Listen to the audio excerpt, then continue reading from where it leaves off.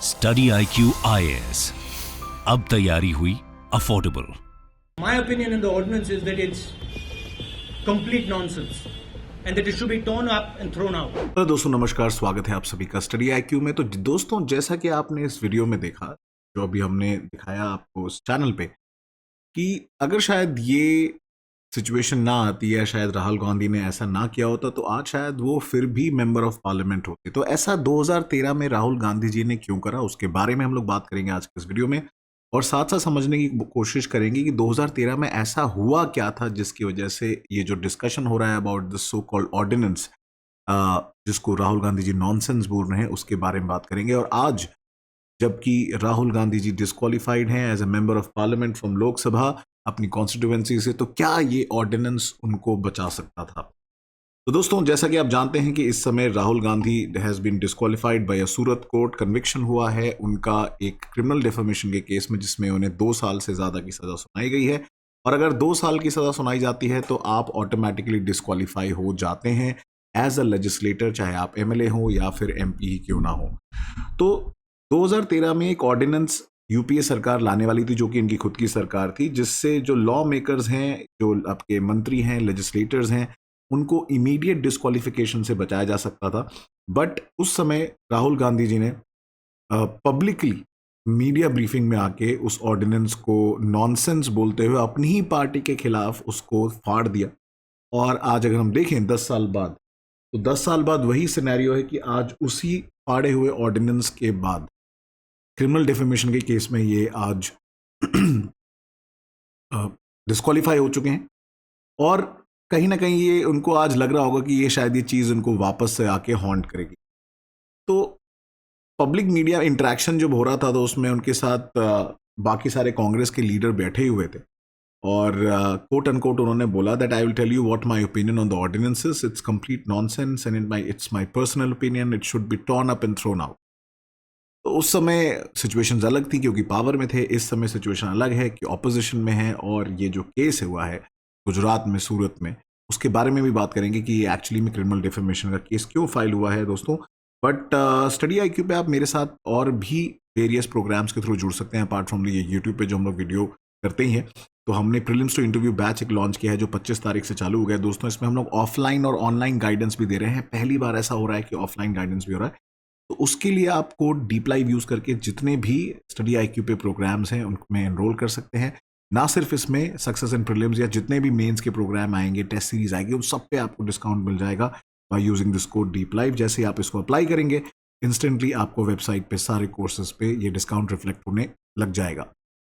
तो दोस्तों बात करते हैं 2013 में ऐसा क्या हुआ था। तो 2013 में एक बड़ा फेमस केस हुआ था, Lily Thomas versus Union Bank of India case, जिसमें section 8 sub clause 4 of the representation of people act जो था, जो कन्विक्टेड लॉ मेकर्स को ये पावर देता था कि वो ऑफिस में रह सकते हैं जब तक उनकी अपील कोर्ट में चल रही है। तो उसका काफ़ी मिसयूज करते थे लेजिस्लेटर, जो उनके ऊपर क्रिमिनल केसेस होते थे, कि वो जब तक अपील चलती थी तब तक they use to continue as a MP और एन MLA। तो एक्चुअली में उस लॉ की और उस प्रोविजन की कोई ज़्यादा वैल्यू रह नहीं गई थी। तो इस वजह से ये जो लिली थॉमस केस है, ये जो मैडम आपको दिख रही हैं, she filed this case, and उसके बाद ये लैंडमार्क वर्डिक्ट जो आप देखा जाएगा माना जाता है, जो लैंडमार्क केस था, कि अब सिचुएशन ये है कि सुप्रीम कोर्ट ने बोला हुआ है कि अगर कोई 2 साल या उससे ज़्यादा की सज़ा किसी भी अगर सिटिंग MP या सिटिंग MLA के खिलाफ सुनाई जाती है, तो वो इमीडिएटली डिस्क्वालीफाई हो जाता है by that post of member of parliament या फिर MLA। तो उसी साल इसको ओवरटर्न करने के लिए कांग्रेस की जो सरकार थी, या कांग्रेस लेड UPA गवर्नमेंट है, उन्होंने सोचा था कि हम लोग इसको बाईपास करने के लिए एक नया ऑर्डिनेंस लेके आएंगे और रिप्रेजेंटेशन ऑफ पीपल्स एक्ट को हम लोग अमेंड कर देंगे। तो RPA जो है, रिप्रेजेंटेशन ऑफ पीपल एक्ट, जैसा आप जानते हैं दोस्तों, 2 प्रोविजन है, 1950, 1951। 1950 में ऐसा कोई डिटेल नहीं दी हुई है अबाउट लेजिस्लेटर्स, तो इसलिए 1951 में लॉ बनाया गया, जहां पे क्वालिफिकेशन डिस्क्वालिफिकेशन को लेकर डिटेल में प्रोविजंस डाले गए हैं। और अगर हम इसके सेक्शन 8 की बात देखें तो ये प्रोवाइड करता है फॉर ऑफेंसेस इन विच जो लॉ मेकर्स हैं उनका डिस्क्वालिफिकेशन हो जाएगा अपॉन कन्विक्शन। और जैसे ही आपकी 2 या उससे ज़्यादा का अगर आपकी जेल की सज़ा सुनाती है कोई भी कोर्ट, तो उसी समय से आप डिस्क्वालीफाई हो जाओगे। और फर्दर जब आप अपना टेन्योर कंप्लीट करोगे, उसके बाद तक आप 6 साल तक डिस्क्वालीफाइड रहोगे। तो मतलब 2 साल की आपकी क्रिमिनल एक तो जो आप अपना पनिशमेंट जो है सर्व करोगे, उसके बाद रिलीज होने के बाद भी 6 साल तक आप नहीं लड़ सकते इलेक्शन। दैट मीन्स 8 ईयर्स तक अगर राहुल गांधी को कोई रिलीफ नहीं मिलता है तो 8 साल तक वो कोई भी इलेक्शन नहीं लड़ सकते हैं। तो काफ़ी सीरियस है वैसे कांग्रेस पार्टी के लिए।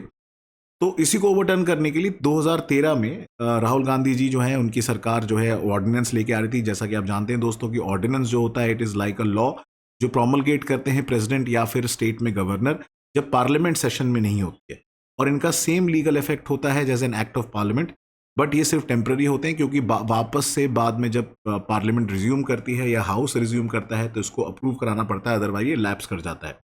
तो प्रेसिडेंट ऑफ इंडिया को दोस्तों आर्टिकल 123 के अंदर जो है ऑफ द कॉन्स्टिट्यूशन ये पावर दी गई है टू इशू ऑर्डिनेंस जब पार्लियामेंट रिसेस में हो, ठीक है, एंड पॉसिबल ना हो किसी एक्ट को पास करना। बट राहुल गांधी जी उस समय 2013 में उन्होंने उनको लगा कि एक तरीके से जो ये उन्होंने दिखाना चाहते थे कि how he is so open about bringing transparency election, और कहीं ना कहीं आज के टाइम पे आके उन्हें खुद ही हॉन्ट कर रहा है। तो राहुल गांधी जी का जो ये कन्विक्शन हुआ है किस केस को लेके है, तो ये मोदी और ये मोदीज पे जो कमेंट है उसके बारे में बात करते हैं। तो ये बेसिकली केस है 2019 में कर्नाटका के कोलार में एक रैली थी जहां पे राहुल गांधी ने कोट अनकोट बोला कि how come all the thieves of Modi as the common surname. तो फॉर्मर बीजेपी एमएलए हैं, गुजरात के मिनिस्टर हैं पूर्णेश मोदी, उन्होंने कंप्लेंट जाकर रजिस्टर कर दी थी and he said that Rahul का जो रिमार्क है, राहुल गांधी जी का जो रिमार्क है वो पूरी की पूरी मोदी कम्युनिटी के खिलाफ है और एक तरीके से उनके ऊपर एक ये इल्ज़ाम और धब्बा लगाता है। और पूर्णेश जो है पहले मिनिस्टर भी सर्व कर चुके हैं during the first term of Bhupendra Patels government in Gujarat. दोबारा से री इलेक्ट हुए थे सूरत वेस्ट असेंबली सीट में इन दिसंबर 2022, और जब जजमेंट सुना रही थी कोर्ट तो सूरत वेस्ट एमएलए सेड ही उन्होंने ही वेलकम द कोर्ट्स वर्डिक्ट। तो कहीं ना कहीं जो वो जो स्टेटमेंट है जो राहुल गांधी ने इशू किया, कहीं ना कहीं वो शायद कहना कुछ और चाह रहे थे बट वो कह कुछ और गए और उसका इंटरप्रिटेशन शायद कुछ और हो गया, ऐसा ही उनकी कांग्रेस पार्टी का कहना है। तो section 500 of the Indian penal code के तहत जो है राहुल गांधी जी को सजा सुनाई गई है, वो है क्रिमिनल डिफेमेशन के ऊपर, जो कि कहती है कि whosoever defames another shall be punished with simple imprisonment for a term which may extend to 2 years or with fine or with both। so 15,000 रुपए का फाइन भी लगाया गया है राहुल गांधी जी के ऊपर। तो अभी इनके पास एक मौका यह है कि ये जाके सेशंस कोर्ट में अपील कर सकते हैं, क्योंकि फर्स्ट कोर्ट ऑफ अपील जो है वो सेशंस कोर्ट ही होती है, और उसके बाद अगर इनको कोई रिलीफ नहीं मिलता है then he can go to the Gujarat high court. तो अभी क्या इनके पास ऑप्शंस अवेलेबल हैं? Well, there is still hope for him, क्योंकि 30 दिन का समय दिया गया है उन्हें अपील करने के लिए टू हायर कोर्ट। अभी तब तक के लिए ये जो है इनका अरेस्ट नहीं होगा, तब तक के लिए इनका जो जजमेंट आया है उसको एग्जीक्यूट नहीं किया जाएगा, और इन्हें क्विकली जाके ये सेशंस कोर्ट में अपील करनी पड़ेगी। सस्पेंशन ऑफ स्टे जो है सेंटेंस लेना पड़ेगा ताकि उनका कन्विक्शन रुक जाए, क्योंकि अब लोकसभा सेक्रेटेरिएट ने तो देखिए लेटर इशू कर दिया है कि ये डिस्क्वालीफाई हो चुके हैं as a member of parliament, but अभी इलेक्शन कमीशन इस पिक्चर में नहीं आया है, क्योंकि जैसे ही इलेक्शन कमीशन ये इशू कर देगा या कॉग्निजेंस ले लेगा इसका, तो उसके बाद इनकी सीट वेकेट हो जाएगी वायनाड में, जहां पे फिर बाई इलेक्शन या बाई पोल्स कराने पड़ेंगे। जैसा कि आप जानते हैं दोस्तों 2024 अगले साल वैसे ही इलेक्शन ड्यू है, तो ऐसा भी हो सकता है कि इलेक्शन कमीशन इलेक्शन ना कराए और सीट वेकेंट ही रह जाए। तो इन द इवेंट अगर कन्विक्शन जो है स्टे हो जाता है, हायर कोर्ट अपील में इनके फेवर में वर्डिक्ट मिल जाता है, तो then he can go and speak to the speaker of the Lok Sabha, उनसे बात कर सकते हैं और वो फिर वापस से अपना एमपी का स्टेटस पा सकते हैं। तो अभी भी there is still a lot of hope. अभी डिपेंड करता है कि इनके लॉयर्स, इनकी टीम कैसे काम करती है। तो दोस्तों ये था आज का वीडियो। शायद कुछ चीज़ें हम पहले करते हैं जो नहीं करें तो शायद फ्यूचर में जाके उसका इफेक्ट देखने को मिलता है, ऐसा ही कुछ देखने को मिला इस इंसिडेंट में। तो इसी से रिलेटेड एक सवाल है दोस्तों regarding the ordinance making power of the president, तो इसको ज़रूर अटेम्प्ट करिए। नीचे कमेंट सेक्शन में दिए हुए जो सवाल है उसका जवाब मुझे ज़रूर बताएं। इसके अलावा मैं आपको मिलूंगा मेरे वेरियस सोशल मीडिया प्लेटफॉर्म्स पे, आप मुझे फॉलो कर सकते हैं ट्विटर, इंस्टाग्राम पे, जहां आपकी कोई भी क्वेरीज हैं तो आप मुझे रीच आउट कर सकते हैं। आप टेलीग्राम का QR कोड स्कैन करके भी वहां पे सारे PDF लेक्चर्स के आपको मिल जाएंगे। तो दोस्तों till next time, thank you so much and जय हिंद। स्टडी IQ IAS, अब तैयारी हुई अफोर्डेबल।